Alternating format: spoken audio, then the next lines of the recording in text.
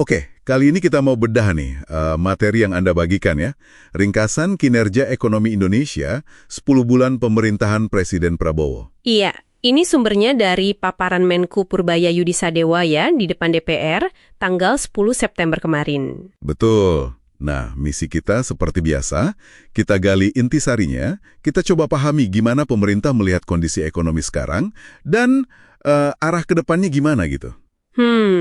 Laporan ini kan klaimnya ekonomi stabil ya di tengah, ketidakpastian global lah. Dan ada penekanan juga soal kesejahteraan rakyat yang katanya meningkat gara-gara program unggulan. Oke, siap. Kita bedah ya. Kita lihat angka-angkanya dulu deh. Boleh. Angka kunci dulu. Nah, ini pertumbuhan ekonomi. Laporannya bilang tumbuh 5,12%. Itu di triwulan kedua 2025. Lumayan solid ya angkanya. Kayaknya ini jadi headline utama nih. Pasti. Angka 5,12% itu, apalagi kalau dibilang di tengah kondisi global yang nggak pasti, ya jelas dipakainya sebagai bukti lah ya, bukti ekonomi kita tahan banting gitu. Cara standar ya, buat bangun narasi sukses lah ya, atau paling nggak stabil gitu. Iya, standar dalam laporan pemerintah menonjolkan yang positif dulu. Oke, selain pertumbuhan, inflasi nih, ini juga disorot banget. Katanya sih terkendali. Dan ini penting buat jaga daya beli Anda katanya. Nah, itu dia. Klaim inflasi terkendali ini krusial kan? Karena ini yang langsung kerasa di masyarakat. Pengaruhnya ke belanja Anda sehari-hari. Iya banget. Yang menarik dicermati itu gimana kendali inflasi ini dihubungkan, ya entah langsung atau nggak langsung, sama kebijakan pemerintah. Ini bagian dari narasi bahwa stabilitas harga itu ya hasil kerja gitu. Oke. Nah, selain harga, ada juga soal fiskal nih, stabilitas fiskal. Laporannya nyorot soal utang pemerintah. Rasionya disebut sekitar 39,8% dari PDB. 39,8%. Dan ini dibingkainya sebagai salah satu yang terendah loh di antara negara G20. Nah, perbandingan sama G20 itu strategis banget ya. Kalau bilang rasio utang kita relatif rendah, itu kan kayak ngasih sinyal ya ke pasar, ke publik, bahwa kita hati-hati loh soal fiskal. Maksudnya biar kelihatan sehat gitu ya neracanya. Bisa dibilang gitu, dari kacamata laporan ini ya, ini kayak klaim bahwa kita punya ruang fiskal, punya bantalan lah, dibanding negara-negara besar lain gitu. Masih soal fiskal nih, ada juga data neraca perdagangan kita katanya surplus. Terus defisit APBN juga terkendali di angka 2,78% dari PDB. Ini kayak melengkapi gambarannya ya. Tepat, surplus dagang, defisit APBN yang terkendali, itu pilar-pilar lain buat nguatin narasi stabilitas makroekonomi secara umum di laporan ini. Semuanya disajikan buat nunjukin fundamentalnya aman. Sip. Ada satu data lagi yang penting nih yang disorot, ketahanan pangan. Stok beras nasional katanya aman. Jumlahnya lebih dari 4 juta ton. Gede juga ya angkanya? Wah, iya, angka stok beras itu signifikan. Apalagi isu pangan kan sensitif ya secara sosial, politik. Jadi kalau menonjolkan angka stok gede 4 juta ton, itu ya bisa dilihat sebagai upaya pemerintah buat nenangin publik. Menunjukkan kesiapan gitu ya, di sektor vital? Betul, ini klaim capaian yang sangat konkret sih. Oke. Nah, sekarang kita geser dikit ya dari angka-angka makro ke program yang mungkin lebih nyentuh langsung ke Anda di masyarakat. Laporan ini nyebut juga program unggulan. Ah iya, yang program populis itu ya. Kayak makan bergizi gratis, MBG itu loh yang makanan tambahan di sekolah. Terus ada sekolah rakyat, cek kesehatan gratis juga disebut. Semua diklaim kasih manfaat nyata. Nah, ini dia nih. Di bagian ini laporannya secara eksplisit gitu ya, mencoba narik benang merah antara program-program ini sama klaim peningkatan kesejahteraan yang lebih luas tadi. Jadi nggak cuma angka gede kayak PDB atau inflasi aja ya? Iya, ada upaya menghubungkan ke bukti di lapangan. Sesuatu yang dirasakan langsung manfaatnya, gitu klaimnya. Gimana program kayak MBG ini diterjemahin jadi dampak kesejahteraan? Nah, itu inti argumennya di sini. Oke, paham. Jadi kalau kita rangkum sedikit nih, deep dive kita dari paparan Menko ini ya, kuncinya itu ada di klaim pertumbuhan 5,12% di kuartal 2 2025. Terus inflasi dan defisit yang katanya terkendali, rasio utang juga dibingkai relatif rendah dibanding G20, stok beras yang diklaim aman. Kalau buat ke depan, arah kebijakan 2026 itu fokusnya di penguatan kedaulatan pangan, energi, sama ekonomi.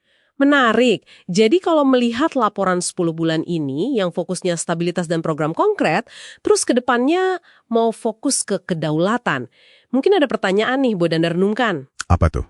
Selain indikator makro sama stok pangan yang tadi kita bahas ya, kira-kira nih metrik atau penanda spesifik apa lagi ya yang menurut Anda perlu dipantau buat benar-benar ngukur kemajuan Indonesia ke arah visi tangguh dan mandiri yang ditargetkan itu? Rapat kerja sebagai pengantar.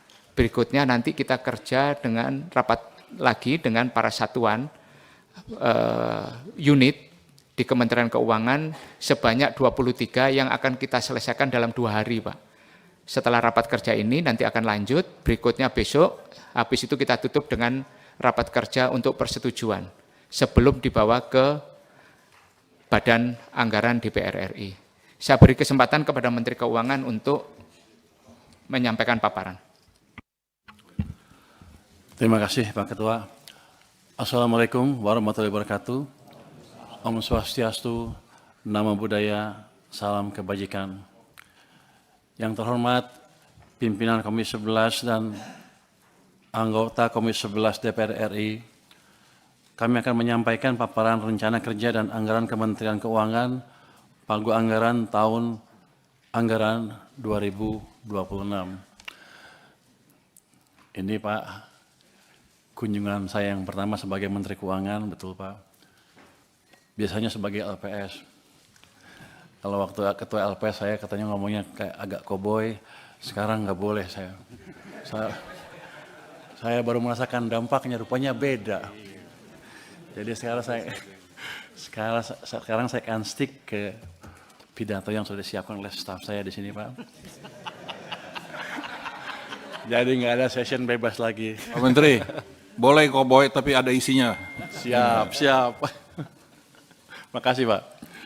Hadir bersama kami dari Kemenkeu pada hari ini adalah saya sendiri Menteri Keuangan, para wamen, ada 3 wamen di tempat kami, sekjen, irjen, para dirjen dan kepala badan, para staf ahli Menkeu, para pimpinan BLU atau Badan Layanan Umum dan jajaran, dan juga Anda siapa?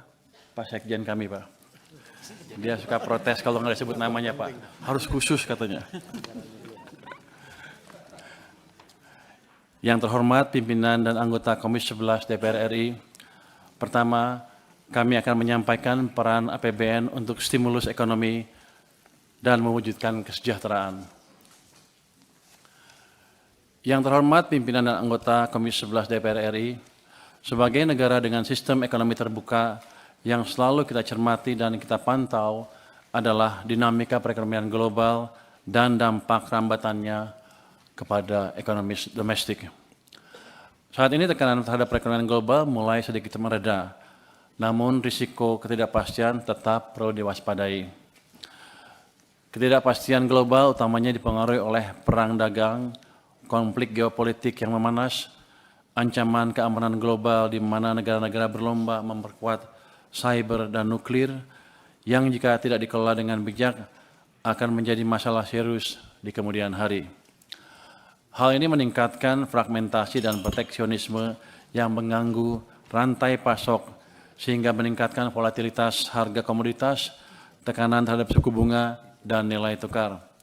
Ini semua terus kita antisipasi dan mitigasi semaksimal mungkin.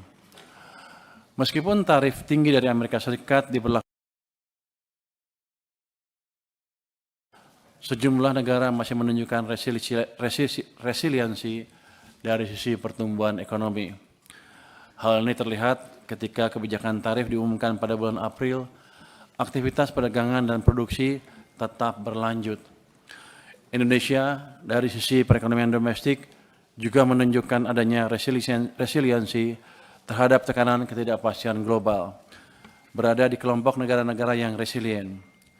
Meskipun demikian, kewaspadaan tetap diperlukan untuk mengantisipasi dampak lanjutan dari dinamika eksternal tersebut. Resiliensi ekonomi hingga triwulan kedua tahun ini diperkirakan berlanjut dengan pertumbuhan lebih tinggi tahun depan.